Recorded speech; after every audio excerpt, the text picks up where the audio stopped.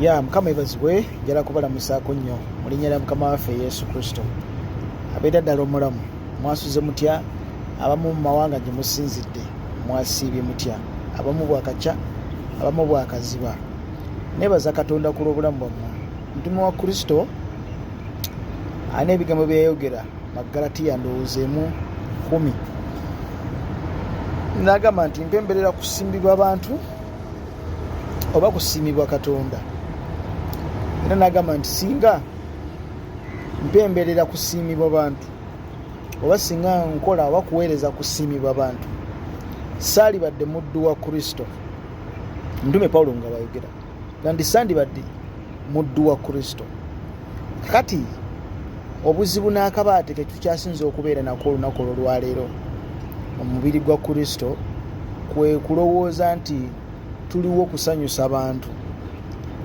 Abamu mwe mulowooza nti ffe tuli wano kwogera bye mwagala, mutusanyukire, mutuwe zi likes, mutuwe zi views, mutuwe ki. Nze nziramu okibagamba era nziramu okukikaatiriza. Teriwali lunaku na lumu lwali lukedde ne nkugamba like, comment, subscribe. Nali kigambyeko nedda, sikyogerangako nedda. Lwaki? Kubanga sikifunamu, sikijjaamu ssente.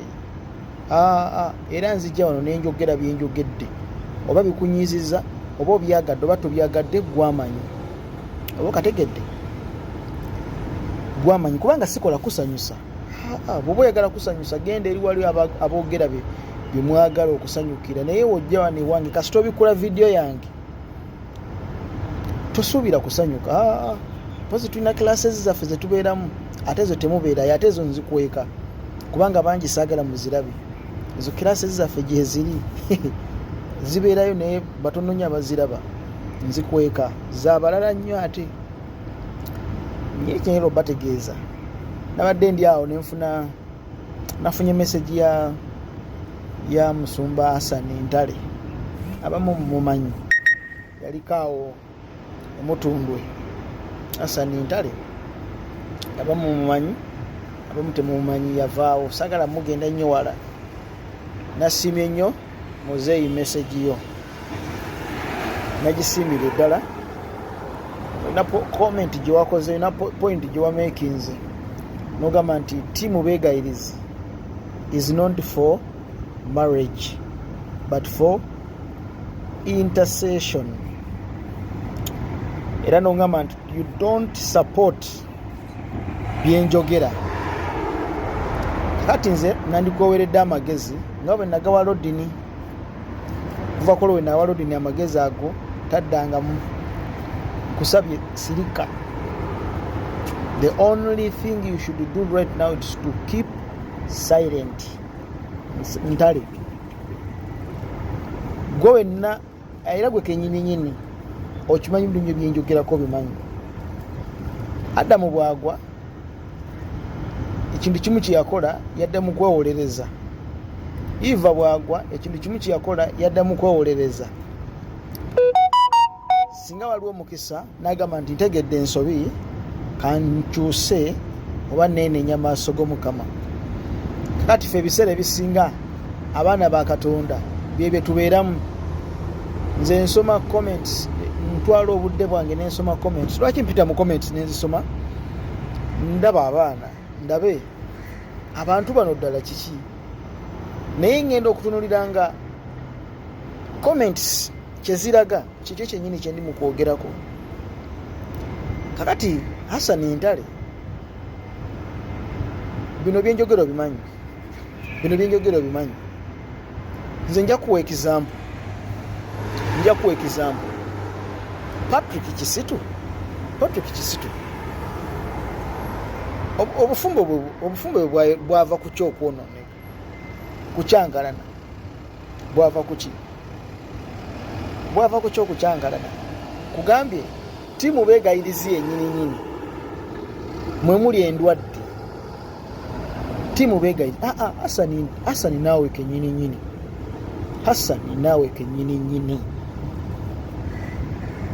obufumbo bwo kiki ekyabumenya bwatandika buti okujja okusagulukuka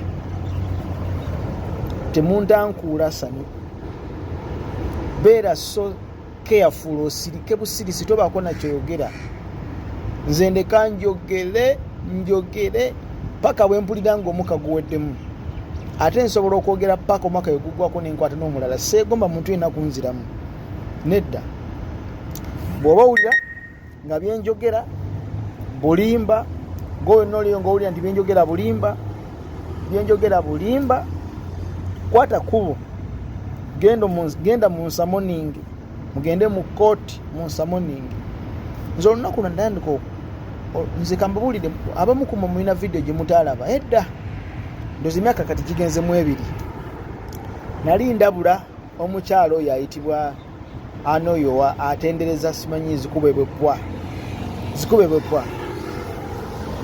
ne mugamba waayi munnanga akatego kaakano ke bali mu kukutega ekizibu kyagguse dda labuka ng'obudde bukyali omukyalo ye musumba wa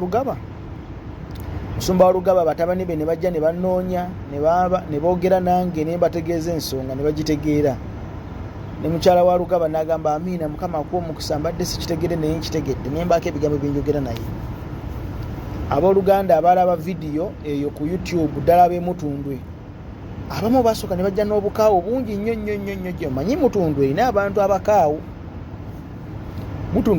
abakaawo balinga aba people power batayipinga bayomba ne byonna bamala budde kati musumba wa Lugaba nenjogera naye ne mutegeeza ekigenda maaso ne mbagamba mutundwe yalumbibwa ada kintu kiri mu bo bennyini kugambya ekintu kiri mu bo bennyini tiimu beegayiriza mwemuli ekirwadde mwennyini ekiri mu kulya naye ne webagamba bo basigala bawuluza ekintu kimu olumba ererede owala na tomu ererede dododododo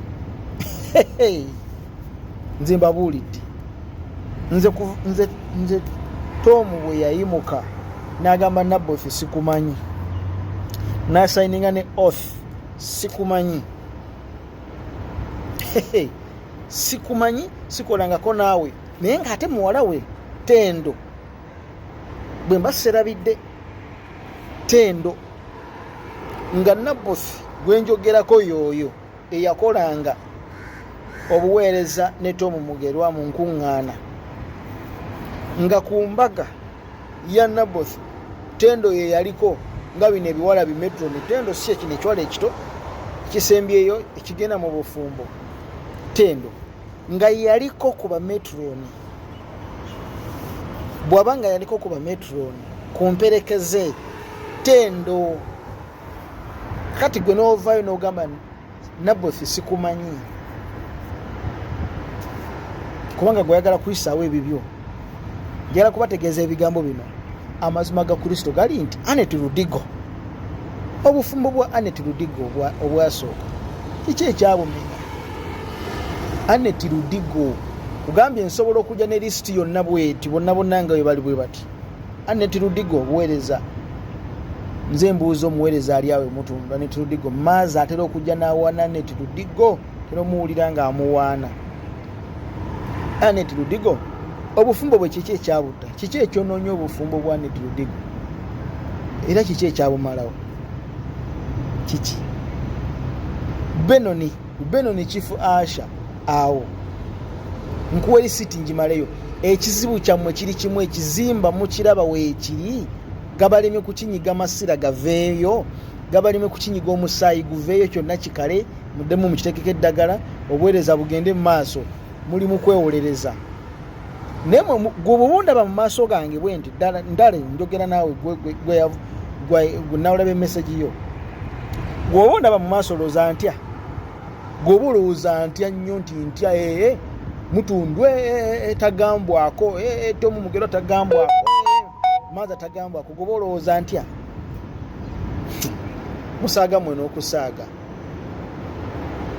sisobola newoba oyagala otya ate buli lunaku mpulira muliro kwogera abankumire Mukama tolowooza nti ntya sitya